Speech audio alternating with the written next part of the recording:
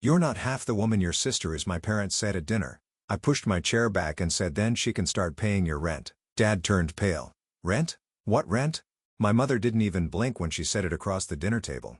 "You're not half the woman your sister is." The words hit so hard the room actually tilted. I pushed my chair back, feeling every year I'd kept quiet tighten in my chest, and said, "Then she can start paying your rent." Forks froze. My father went pale. "Rent? What rent?" he whispered like the truth might swallow him whole.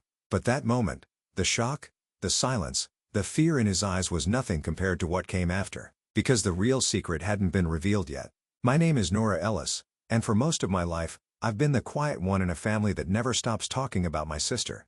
People often assume I'm shy, but that isn't quite true. I just learned early that in my parents' house, silence keeps the peace. And peace, no matter how fragile, was something I tried to protect. On paper, my life looks steady. I'm a financial manager at a logistics company near the Portland Harbor. I work with numbers, deadlines, and systems that make sense.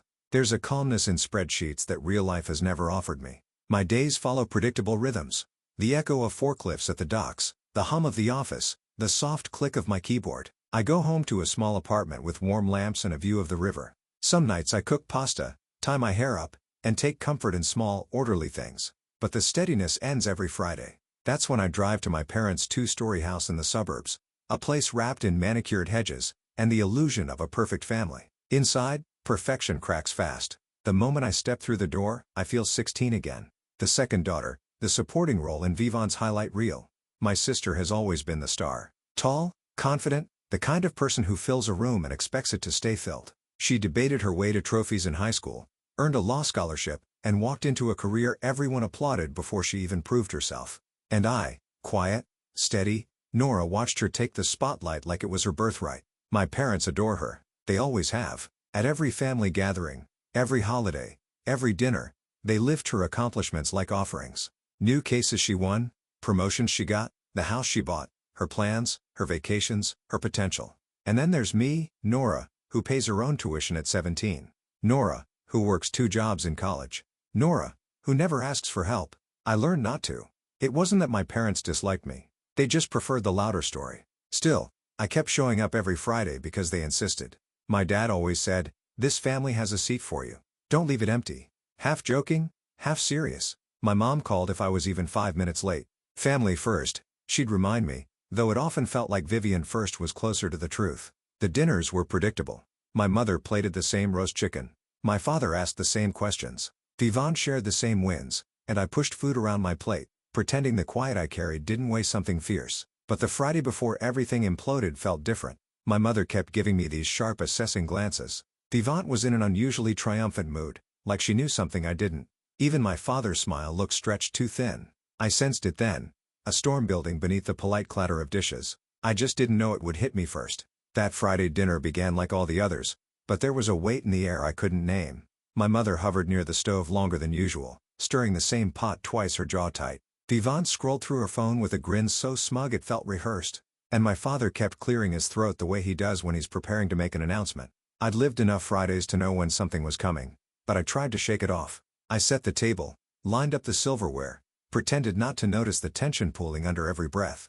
When we finally sat down, the conversation, like always, turned to Vivant. "She's presenting at a conference next week," my mom said proudly. They asked her, "Isn't that something?" "She's always been exceptional," my dad added, giving her a smile that belonged in a campaign poster. Vivant shrugged with fake modesty. "Well, they know talent when they see it." I chewed slowly, swallowing a mix of chicken and resentment. I'd spent the entire day back at work fixing a financial mess left by someone else, but that never made it to the family dinner table. My achievements lived quietly in the corners of my parents' house, tucked between bills and forgotten grocery lists. I tried to change the subject. "I led a big project at work this week," my director said, but my mother waved her hand. "You're doing fine, Nora, but Vivian's work impacts hundreds of people. It's different." That sting, small, sharp, intentional, landed exactly where she wanted it to. I looked down at my plate, reminding myself to keep breathing. It was just another Friday, I told myself. Another night of swallowing what I wished I could say. But then my father leaned back, exhaling with a dramatic sigh. "Speaking of homes," he began, "Vivian helped us sort through some mortgage paperwork last month. She's been such a blessing." A chill crawled up my spine. Mortgage paperwork blessing. Vivant's grin widened. "It wasn't a big deal. My fork froze halfway to my mouth. 3 years of payments pulsed behind my ribs. Payments I'd made quietly without applause, without acknowledgement because they told me they didn't want anyone worrying. I had sacrificed vacations, graduate classes, even the down payment for my own apartment. And now they were rewriting the story. A warmth started building in my chest. Slow at first, then rising like a tide. I could no longer hold back. My mother must have sensed it because she gave me that look. The patronizing tilt of her head that always meant I should stay quiet. Then she said the sentence that split something open inside me. "You're not half the woman your sister is." The room didn't just go silent. It snapped. I felt myself sit up straighter. I felt the scrape of the chair legs on the hardwood floor. I felt every unspoken word I had ever swallowed gather at the back of my throat like a storm clawing to break free. And for the first time in my life at that table, I didn't push the feeling down. I let it rise. The words left my mother's mouth with such casual certainty that for a moment I wondered if she even heard herself. "You're not half the woman your sister is." She said it like stating the weather, like it was a fact I should have accepted long ago. Something steadied inside me. I pushed my chair back slowly. The sound of wood scraping across the floor, cutting the air clean in half. Vivant's smile faltered. My father looked up, startled, as if he'd forgotten I was even sitting there. I met my mother's eyes, my voice calmer than I felt. "Then she can start paying your rent." Silence slammed into the room. My father blinked. "Rent? What rent?" His voice cracked, almost pleading. I didn't flinch. "The mortgage payments for 3 years." 3 pairs of eyes widened at once. Shock, denial, and something close to fear flickering across their faces. I felt a strange lightness, like I had finally stopped carrying a weight no one else even knew existed. My mother recovered first. "Nora, don't be dramatic. We never asked you." "You did?" I cut in, my voice steady. "Every month. Just this once. We'll handle next month. Don't let the bank send a notice. I have the payments. I have the bills. I have everything." My father's face drained of color. "You shouldn't bring that up now. It's not appropriate." There it was. The dismissal, the minimization, the attempt to shove the truth back into the shadows where they preferred me to live.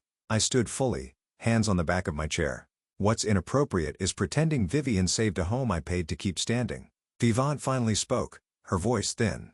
"Nora, maybe you misheard. Maybe Mom didn't mean," but I wasn't listening anymore. I watched them scramble to reframe the story, to mold it into something comfortable for them. And for the first time, I didn't shrink to fit that version. Something inside me clicked. Sharp, clear, irreversible. Without another word, I walked out of the dining room, grabbed my coat, and stepped outside into the cold Portland air. My breath shook, but not from regret. It was the shock of hearing myself stand up after years of sitting down. That night, back in my apartment, I opened my laptop, scrolled to the automatic monthly payment, and clicked cancel. A small box appeared. "Are you sure this time?" Watching the payments should have felt like closure, but instead it cracked something open. For the first time in 3 years, my bank account didn't drain on the 15th. The silence from my parents was loud enough to rattle the walls. I started running along the river in the mornings. At first, it was just to quiet the shaking in my hands. But soon, the rhythm of my feet on the pavement became something like freedom. I joined a Thursday cooking class at the community center. I learned how to make homemade pasta and how to laugh with strangers who didn't know a thing about my family. I even let some friends drag me on weekend hikes around Mount Hood where the air felt cleaner, like it hadn't been breathed by expectations yet. With distance, I saw everything more clearly. Every "just this month," everyone "don't tell anyone." Every time they'd praised Vivian while I paid the bills in silence. And then came the photo. It arrived on a Sunday morning from Mrs. Jensen, my parents' elderly neighbor, who had a habit of noticing everything. She texted me a picture of my childhood home with a banner stretched across the porch. "Congratulations, Vivant, for preserving the family home." My entire body went still. Preserving Vivant. My throat tightened as I stared at the banner, my hands numb. Every late-night transfer, every sacrifice, every time I'd told myself, family comes first, all of it rewritten like I'd never been there at all. I didn't cry. Not this time. I felt something else, something sharper, steadier. I walked to the dining table, pulled out the folder where I kept every payment and bill I'd printed over the last 3 years, and began to organize them date by date, month by month. It looked less like a stack of papers and more like a quiet autobiography of sacrifice. That's when Sarah called. "Nora, I think you should know," she whispered. "Your parents are planning a family appreciation dinner next month in Seattle. They asked me to make the slideshow." I braced myself. "Let me guess. It's about Vivant." "It's worse than that." I could hear the discomfort in her voice. "They want to highlight her as the reason the house was saved. They gave me captions. They're calling her the anchor of the family." Anchor, savior, hero. All words I had earned but never received.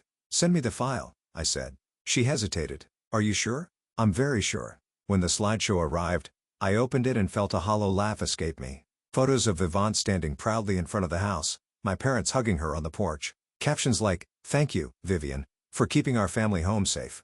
I created a copy of the file and added what they had erased. After their final slide, I inserted a timeline of the payments, bar charts of monthly support, screenshots of messages from my mother, blurred for privacy but clear in meaning. And the last slide, a photo of the house with the words, "The truth deserves a place too." I saved the file to my laptop, to the cloud, and onto a USB drive I kept in my bag like a heartbeat. Weeks passed. I moved into my new apartment in Seattle, bright, quiet with floor-to-ceiling windows that looked out over the skyline. I bought a light gray sofa, a small oak table, and one tall bookshelf. For the first time in my life, I walked into a home that belonged entirely to me. And then the invitation arrived. A message from my mother. Family appreciation dinner. Dressed nicely. No explanation, no acknowledgement, no apology. But when the day came, I didn't go to impress them. I went to finish something.